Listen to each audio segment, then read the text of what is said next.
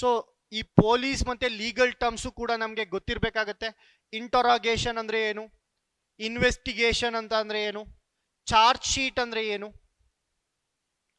Absconding ಅಂದ್ರೆ ಏನು, conviction ಅಂದ್ರೆ ಏನು, ಅಕ್ವಿಟಲ್ ಅಂತ ಅಂದ್ರೆ ಏನು, ಕಸ್ಟಡಿ ಅಂತ ಅಂದ್ರೆ ಏನು.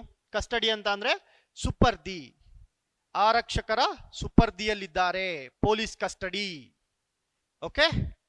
ಎಕ್ಸ್ಟಾರ್ಷನ್, ಸುಲಿಗೆ. ಸೊ ಸೈಬರ್ ಕ್ರೈಮ್ಗಳು ಬರ್ತಾ ಇರ್ತವೆ. ಸೈಬರ್ ಕ್ರೈಮ್ ಅಲ್ಲಿ ಏನಾಗುತ್ತೆ, ಸೈಬರ್ ಅಪರಾಧಿಗಳು ದುಡ್ಡನ್ನ ಎಕ್ಸ್ಟಾರ್ಟ್ ಮಾಡ್ತಾ ಇರ್ತಾರೆ, ದುಡ್ಡನ್ನ ವಸೂಲಿ ಮಾಡ್ತಾ ಇರ್ತಾರೆ, ಸುಲಿಗೆ ಮಾಡ್ತಾ ಇರ್ತಾರೆ. ಸೊ ಆ ಸುಲಿಗೆ ಅಂತ ಬಂದಾಗ ಎಕ್ಸ್ಟಾರ್ಷನ್ ಅಂತ ಕರಿತೀವಿ.